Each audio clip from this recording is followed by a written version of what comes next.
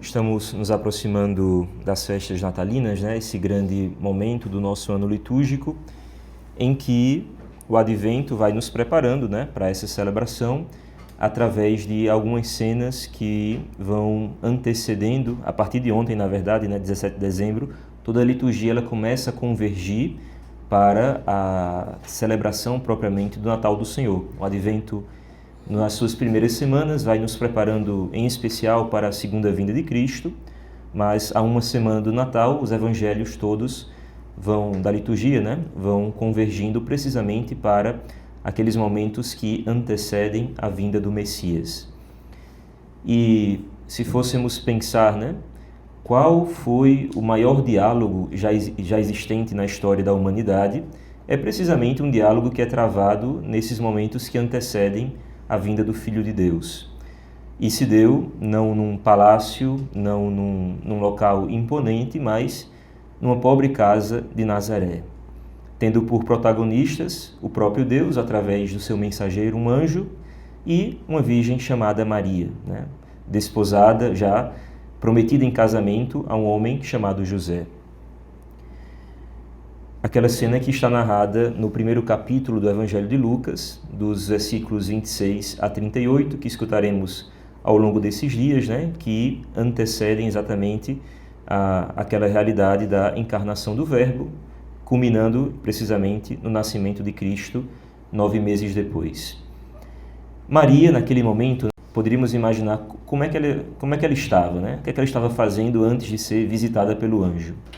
Certamente estava recolhida em oração, provavelmente meditando alguma passagem da Escritura, quem sabe alguma profecia da vinda do Messias, quem sabe ali o livro de Isaías, enfim. Mas interessante notar que todas as representações da anunciação do anjo Gabriel à Virgem Santíssima, ela se encontra precisamente assim, recolhida em oração, né? Em algumas delas, como eu disse, até mesmo com a representação da Sagrada Escritura, em que Maria estava ali compenetrada precisamente nessa meditação da Palavra de Deus. Mas o fato é que nesta menina, de apenas 14, 15 anos, provavelmente, né? Nesse povoado longínquo, no final do mundo, por assim dizer, naquele canto praticamente esquecido do Império Romano, afastado dos holofotes do mundo, repousou o olhar do Senhor. O Criador do céu e da terra tinha olhado precisamente para aquela menina e a tinha escolhido para ser mãe do seu filho. E nós lemos no início do Evangelho. O anjo Gabriel foi enviado por Deus a uma cidade da Galileia chamada Nazaré, a uma virgem prometida em casamento a um homem chamado José. Ele era descendente de Davi e o nome da virgem era Maria. O anjo entrou onde ela estava e a saudou, né? Alegra-te, ave, cheia de graça, o Senhor está contigo. Imaginando essa cena, né, como São José Maria nos recomendava, cada cena do Evangelho deve ser contemplada como num filme, né? Então a gente pode de fato fazer esse exercício, né? Maria recolhida em oração e de repente ela é surpreendida por essa voz, né? Em seu ouvido, a saudando, alegra-te, cheia de graça, o Senhor está contigo. E a reação da Virgem Santíssima é narrada também, descrita pelos Santos Evangelhos, né? Ao ouvir aquelas palavras, Maria ficou perturbada e colocou-se a pensar, né, sobre o que é que significaria aquela saudação. Então o coração da Virgem encheu-se de confusão, não propriamente pela aparição de um anjo, né, mas sim por conta das suas palavras, né? O que é que significaria de fato aquilo? A quem ele estava saudando, né? Quem era essa cheia de graça? Constrangida, ela se perguntaria o porquê de tantos louvores. Era realmente ela? E aí, essa perturbação, né, esse constrangimento, de alguma maneira, por parte da Virgem, se dava não por outra coisa, mas pela sua humildade. Ela sabia precisamente, digamos assim, quem ela era diante de Deus, a sua total dependência do Senhor, né? E ao escutar, alegra-te, cheia de graça, o Senhor é contigo, ela confrontou aquilo com uma visão que ela tinha de si. Ela sabia pouca coisa diante de Deus, né? Uma criatura totalmente abandonada nos braços do seu pai, e que ela sabia totalmente dependente. Maria conhecia as Escrituras e, no mesmo instante, quando escutou aquela saudação, né, em oração, ela, na mesma hora, reconheceu também, né, que ninguém na história da humanidade havia recebido tamanha saudação também, né? Ninguém tinha sido chamada de cheia de graça, ainda mais pelo próprio Deus através de um anjo, né? Quem ela era para merecer esses elogios? Talvez Maria se perguntasse, né? No entanto, ela compreendeu que aquela saudação angélica era dirigida para ela. Ave, cheia de graça. A história da Virgem Santíssima é a história de um Deus que nos surpreende a todo momento.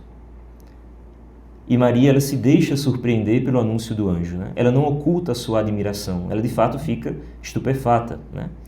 É a surpresa de ver que Deus quer se tornar homem e que escolheu precisamente ela para ser a sua mãe. Aquela simples mulher, num local praticamente esquecido do império, sem muita importância, numa casa pobre e simples de Nazaré. Uma simples garota que não vive nos palácios do poder, nem do império, nem da riqueza, e que não faz coisas extraordinárias. Uma simples moça de uma simples cidade, vivendo sua vida simples. É a surpresa de ver que Deus está apaixonado por ela. Ela é cheia de graça. Deus a olhou e, desse modo, desde o primeiro momento, no seu desígnio de amor, Deus a contemplou e a pensou nela. Olhou para ela, toda bela, cheia de graça, como de fato ela é. Há um poema de Santa Teresinha, já no final de sua vida, chamado Por que te amo, Maria? E entre as estrofes, Santa Teresinha diz com outras palavras, né, mas algo bem semelhante, é o seguinte, que a humildade da Virgem Santíssima conquistou de tal modo o coração de Deus que ele quis deixar os altos céus para então fazer morada em seu coração, né? Então, ao olhar aquele coração profundamente humilde, Deus ele preferiu habitar ali do que nos altos céus. Então ele foi completamente derramado, né, de amor à Virgem Santíssima. Como eu disse, preparada, pensada, sonhada por Deus desde toda a eternidade. E nós contemplamos essa grandeza da Virgem Santíssima que contrasta, né, com a sua humildade, precisamente nessa expressão do anjo, cheia de graça. Uma expressão que para nós é muito familiar, devido à nossa fé, concretamente, né? Mas, naquele momento, uma expressão completamente inaudita, né? Ninguém nunca tinha escutado uma saudação como aquela. Ela foi escolhida para ser mãe de Deus e, por isso, aqui a festa que nós celebramos algumas semanas atrás, por isso, preservada do pecado original no momento da sua concepção. Maria, toda pura, sem mancha de pecado, pensada e preparada desde toda a eternidade pelo próprio Deus para essa missão que ele havia de reservar para ela, né? Ser mãe do seu filho.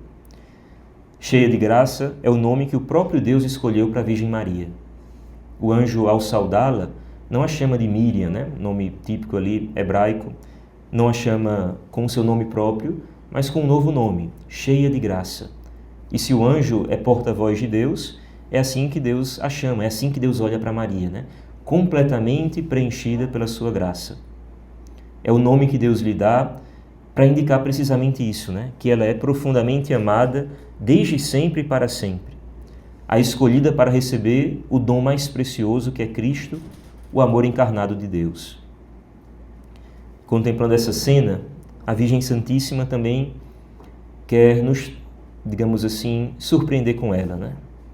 Ao penetrar nessa cena, como nos recomendava São José Maria, como um personagem a mais, como também não se surpreender com aquela saudação.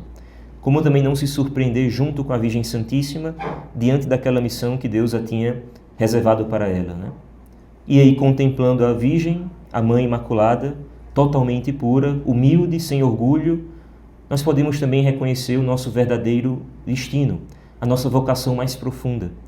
Ser amados, ser transformados pelo amor, pela graça de Deus.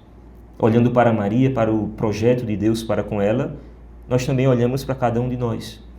Aquele sonho e projeto de Deus na Virgem é o grande modelo que Ele quer realizar em cada um de nós, né? Por isso que a Igreja sempre chamou a Virgem do modelo perfeito dos fiéis, aquela que, de fato, mostra qual é o projeto de Deus para cada um de nós. Deus olhou com um olhar amoroso para a Virgem Santíssima e também para cada um de nós, com nome e sobrenome, desde toda a eternidade. Como Ele pensava em Maria, nós também, ao escutar as palavras de São Paulo na carta aos Efésios, temos de nos convencer também. Ele nos escolheu antes da criação do mundo para sermos santos e irrepreensíveis em sua presença. Desde a criação do mundo, antes de tudo existir, Deus ele pensava em cada um de nós. Como precisamente pensava na Virgem Santíssima. É completamente errada aquela ideia de que no dia da visita do anjo, talvez ele estivesse ali passeando de casa em casa, até ele se agradar de alguém e pensar, não, talvez essa seja adequada para ser a mãe de Deus. Não, não é assim. São Paulo mesmo diz, desde toda a eternidade, ele nos predestinou. Ele tem um plano para cada um de nós, Estávamos no coração de Deus. Então toda vocação, toda missão, concretamente, que Deus dirige a cada um de nós, não é fruto do acaso, de improvisos, mas fruto de um pensamento eterno de Deus para conosco. E assim foi com a Virgem, e olhando para ela também pensamos em cada um de nós. O projeto e o sonho de Deus que Ele dirige a cada um de nós. Maria, ela é amada desde sempre e para sempre. E o mesmo pode se dizer de cada um de nós. Desde sempre e para sempre Deus nos amou. Nos ama e dirige uma missão para cada um de nós.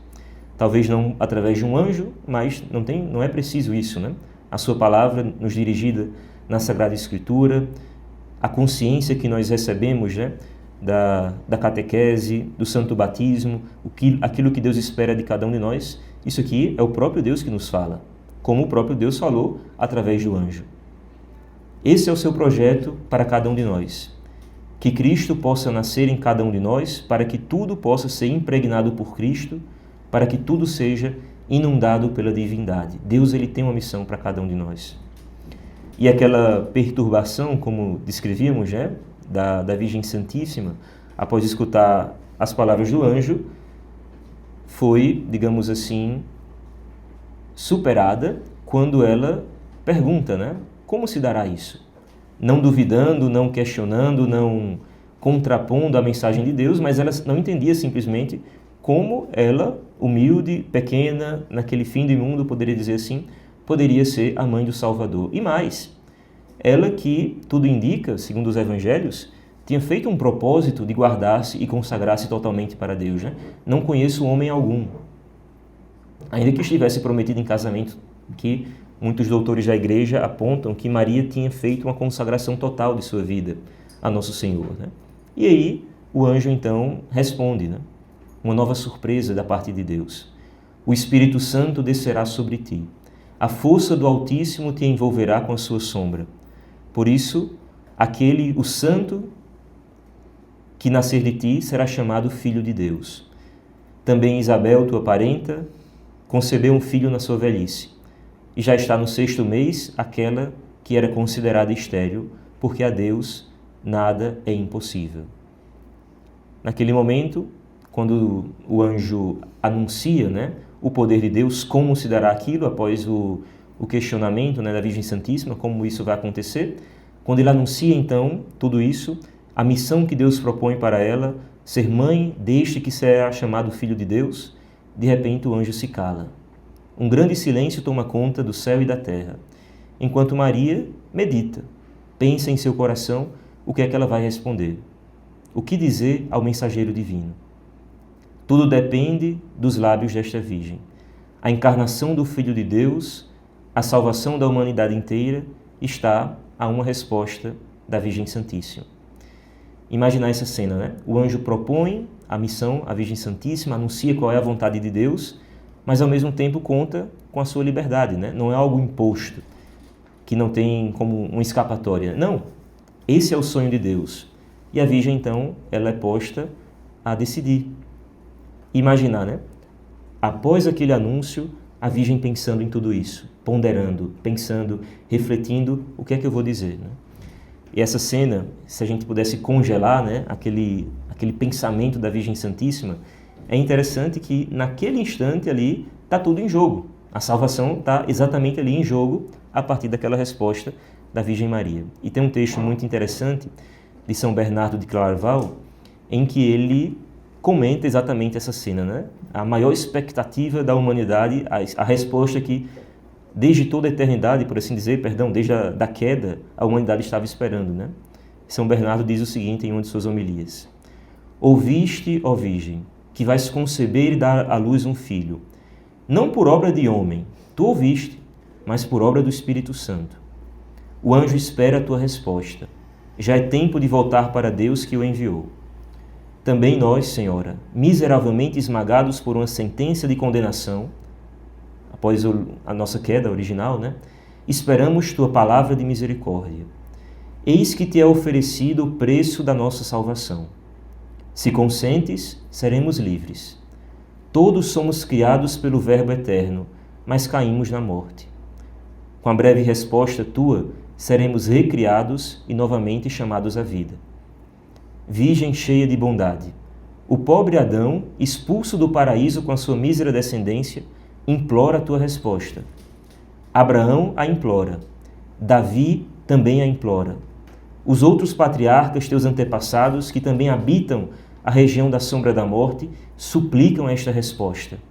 O mundo inteiro a espera, prostrado a teus pés. E não é sem razão, pois de tua palavra depende o alívio dos infelizes, a redenção dos cativos, a liberdade dos condenados, enfim, a salvação de todos os filhos de Adão, de toda a tua raça. Apressa-te, ó Virgem, em dar a tua resposta.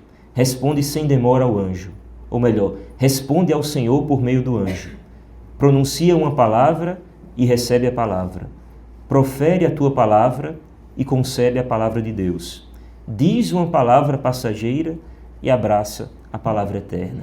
Então, de alguma maneira, São Bernardo ele meio que congela aquela cena no tempo, E naquela meditação da Virgem Santíssima, ele coloca toda a expectativa, desde Adão, criado na graça de Deus, mas que miseravelmente condenado com toda a sua descendência, Adão naquela expectativa da redenção. E Abraão, e Davi, e todos os patriarcas, todos os profetas, A gente pode imaginar todo o Antigo Testamento, todos os justos que estavam na mansão dos mortos, aguardando enfim a libertação, olhando para a Virgem Maria naquela expectativa da sua resposta. A partir daquilo dependia a nossa salvação, daquele sim livre que a Virgem Maria estava para dar. Diz uma palavra passageira e abraça a palavra eterna. A Virgem está aberta a Deus, confia concretamente nele, plenamente, mesmo que não entenda, de fato, em todas as suas matizes, qual é o plano de Deus. Mas ela deixa-se surpreender por ele. E Maria, ainda que a gente possa ter criado essa expectativa de todo mundo, que talvez possa parecer uma decisão bastante ponderada, com muitas reflexões, mas no fundo não. Maria, ela refletiu, mas a sua resposta foi quase que imediata. Ela não demora. E ao responder ao convite do céu, o faz com toda a energia de sua vontade. Ela não se limita, por exemplo, a dizer uma simples permissão, um mero sim. Não.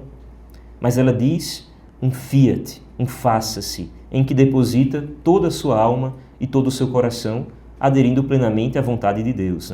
Eis aqui a serva do Senhor, aqui estou. Faça-se em mim segundo a tua palavra. Essa é a resposta da Virgem. Deus sempre nos surpreende, rompe nossos limites, coloca os nossos projetos em crise e diz, confia em mim, não tenha medo, deixe-se surpreender, saia de si mesmo e me siga. A isso Deus dirigiu à Virgem Santíssima, mas também, como vimos, ao olhar para Maria, nós também precisamos pensar em nós mesmos, o sonho e o projeto de Deus para cada um de nós. E se Deus ele dirige essa pergunta, essa missão para ela, e espera-lhe uma resposta, a mesma coisa Deus nos faz para conosco. A mesma coisa, ele propõe-nos um caminho de abandono, concretamente, em seus braços. Na simplicidade, na humildade da nossa vida, é aí que Deus quer se manifestar, é aí que ele nos fala, é aí que os seus convites também aparecem para cada um de nós. É preciso deixar-se surpreender por ele e confiar. Cristo, ele oferece-nos o seu amor que nos salva, Ele nos cura, ele nos dá força, chama-nos a uma aventura divina, por assim dizer, Seu olhar de Deus, o seu sorriso, as suas mãos neste mundo.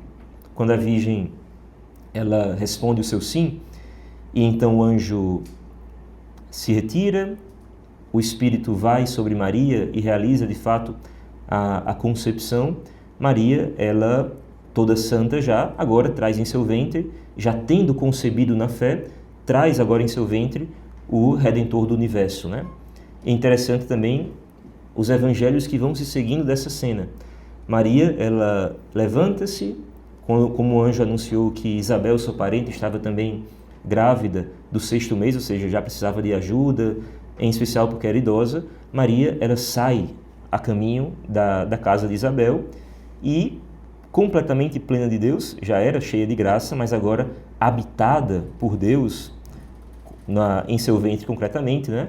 A gente poderia imaginar todo aquele trajeto que a Virgem Santíssima fez pelas montanhas até chegar em Nazaré, até chegar em Ain-Karim, né? A cidade de Isabel. E nos surpreende ainda mais, né?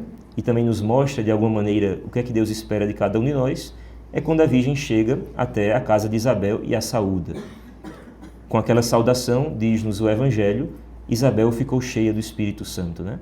A simples palavra da Virgem Santíssima, a sua presença, a sua saudação, encheu de alegria e do Espírito Santo o coração de Isabel. Como eu disse, olhar para Maria deve nos fazer refletir sobre cada um de nós, né? Em que Deus tem uma missão para cada um de nós, de precisamente isso, né? Espalhar a sua presença no meio do mundo, espalhar, semear de amor e de alegria todos os caminhos da terra, como a Virgem Maria fez naquele trajeto. Por onde ela passava, ela levava consigo a presença de Deus, né? Mas esse Deus, que habitava fisicamente o ventre de Nossa Senhora, habita também sacramentalmente, sobrenaturalmente, melhor dizendo, cada coração e cada alma em sua graça, né? Quando nós somos batizados, Deus ele derrama a sua graça, a graça santificante em nosso coração, e a partir daquele momento, como diz São Paulo, nos tornamos templos do Espírito Santo, né? Habitação de Deus. Então, pensar nisso, né? O que é que Deus espera de mim ao olhar para a figura da Virgem Santíssima, né? Ela que totalmente preenchida, um templo perfeito, a verdadeira arca da aliança, né? E por onde ela passava levava a presença de Deus. Eu também sou chamado, de alguma maneira, a imitar a Virgem Santíssima nessa mesma realidade, né?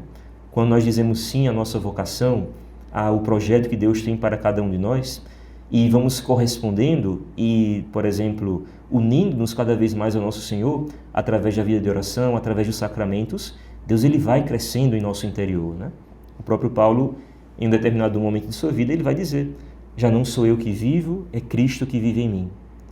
Olhar para as atitudes de Paulo, aquilo que ele fazia e digamos assim, a presença de Cristo em nosso meio era como que a mesma coisa, né? Deus ele age através de cada um de nós. E Deus espera isso, né? Ele nos chama, como eu disse, né, a ser o seu olhar no mundo, a ser o seu sorriso no mundo e as suas mãos no mundo. Deus ele quer tocar muitos e muitos corações, quer santificar esse mundo que foi manchado pelo pecado através de nós. E nessa missão, nesse projeto grandioso, no fundo ele não nos pede coisas extraordinárias, né? Ele só nos pede que ouçamos a sua palavra e confiemos nele. Foi isso que a Virgem fez. Escutou a palavra, escutou o projeto e o sonho de Deus para ela, e ela não teve uma outra resposta a dar, senão aquela, né? A única resposta que ela poderia, ela que já era completamente dedicada e entregue a Deus. Faça-se em mim segundo a tua palavra. Essa deve ser a nossa oração. Deve ser uma oração constante, uma ejaculatória, né? Constantemente repetida ao longo do dia, quando, às vezes, nós temos consciência, né, de qual é a vontade de Deus para a nossa vida, mas às vezes o medo, a incerteza acaba por nos amedrontar a seguir, né? Mas olhando para Maria, uma jovem de 14 para 15 anos, naquele local esquecido do mundo, sem entender basicamente o que era aquilo que estava diante de si, mas ao saber que era um projeto de Deus, a única resposta que ela poderia dar era exatamente essa, né? Faça-se em mim segundo a tua palavra. Maria, ela se lança nos braços do Pai. Que todos os dias, né, com Maria, sejam de fato para cada um de nós, né, uma anunciação, uma escuta de Deus, uma escuta dos seus chamados, né, e, ao mesmo tempo, uma resposta de amor para aquilo que Ele propõe para cada um de nós. De que eu e tu, né, e cada um de nós, sejamos fiéis, diz São José Maria, dependem muitas coisas grandes. A Virgem Santíssima, na pequenez da sua vida, como eu disse, né, na simplicidade de Nazaré, daquela simples resposta, daquele sim, dependia toda a salvação da humanidade. Do nosso sim diário, simples, para cada convite do Senhor, Ele reserva, de fato, né, uma correspondência, um efeito grandioso, não só na nossa vida, mas, sobretudo, na vida de todos aqueles que Ele também deixou aos nossos cuidados, né? A missão pode parecer grande, pode parecer desafiadora, podemos não entender, de fato, como nós iremos realizar isso, como a Virgem Santíssima também, né? Não entendia, de fato, como se daria. Mas ela simplesmente confiou naquele Deus que a chamava. Não de improviso, mas como vimos São Paulo dizendo, né? Desde toda a eternidade, Ele sonhou com cada um de nós. Ele tem um projeto de amor, Ele nos amava, Ele nos predestinou para a santidade, para sermos santos e irrepreensíveis em Sua presença. Se Ele nos chamou, Ele também nos dará a graça de cumprir essa tão bela missão. Vamos nos preparar para o tempo do Natal, esse tempo tão belo, tão alegre, tão festivo, em que tudo começou com um sim simples, sereno, discreto, daquela pequena virgem em que Deus colocou todo o seu amor e toda a sua confiança.